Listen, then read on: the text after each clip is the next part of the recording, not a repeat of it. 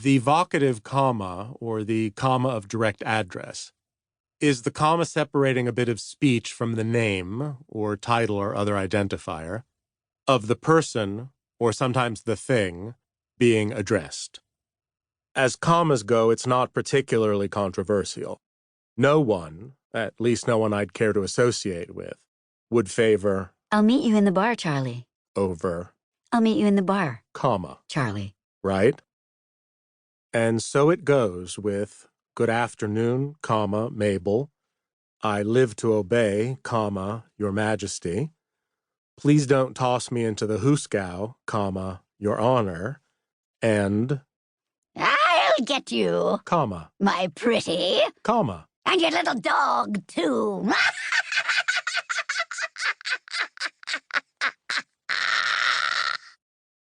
And yet, there's always an and yet. While copy editing, one frequently runs into the likes of "And Dad, comma, here's another thing. or But Mom, comma, you said we could go to the movies. which one invariably corrects to And comma, Dad, comma, here's another thing. and But comma, Mom, comma. you said we could go to the movies."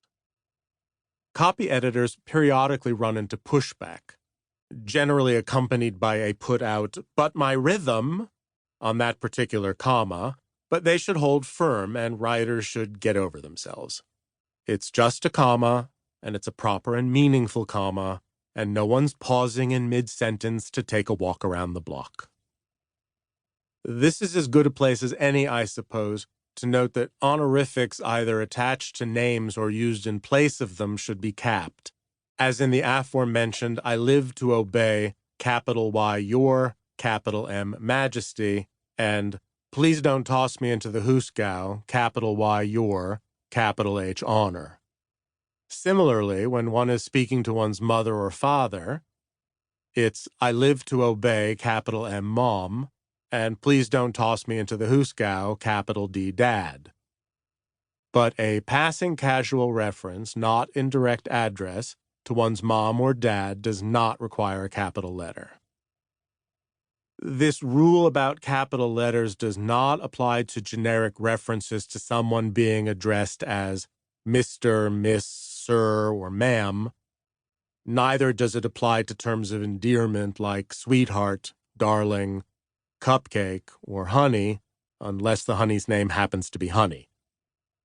A bit of copy editorial controversy tends to pop up when a writer offers something like, I'm on my way to visit my capital A Aunt Phyllis, which many copy editors will attempt to downgrade to, I'm on my way to visit my lowercase Aunt Phyllis. Writers tend to balk at this sort of thing, and I tend to side with them. I myself had an aunt named Phyllis, and so far as I was concerned, her name was Aunt Phyllis. And thus I refer to her always as my capital A Aunt Phyllis.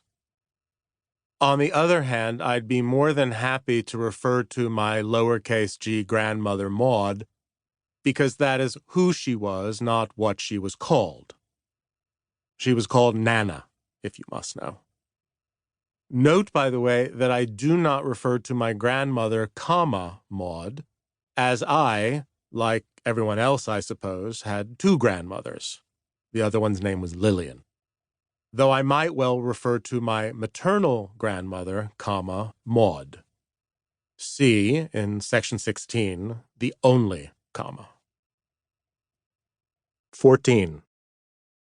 We were all thoroughly indoctrinated in grade school to precede or follow dialogue with a comma in constructions like, Atticus said dryly, comma, "Do not let this inspire you to further glory, Jeremy." or, "Keep your temper," comma. said the caterpillar. It should be noted, though, that this rule does not apply in constructions in which dialogue is preceded or followed by some version of the verb to be, is, are, was, were, that lot, as in, Lloyd's last words were, "That tiger looks highly petable." or, Happy New Year is a thing one ought to stop saying after January 8th. In each of these cases, the phrase in question is less dialogue than a noun in quote marks, and thus no comma is called for. 15. Will you go to London too? Or, Will you go to London comma. too? Question. When do I precede a sentence ending to with a comma, and when not? That is it, will you go to London to question mark? Or, will you go to London, comma, to question mark? Answer. Whichever you choose, the other way will look better. I spent a great many years periodically revisiting my big fat style books in an attempt to get it into my head how to properly do the to thing, and the explanations never sank in. In the examples I've just cited, does one of them mean, will you go to London as well as Paris? And does one of them mean, will you as well as your mother go to London? I haven't the foggiest idea, so to blazes with it. If you can hear a comma before the word to, feel free to use it. If you can't, feel free to not. 16. The only comma.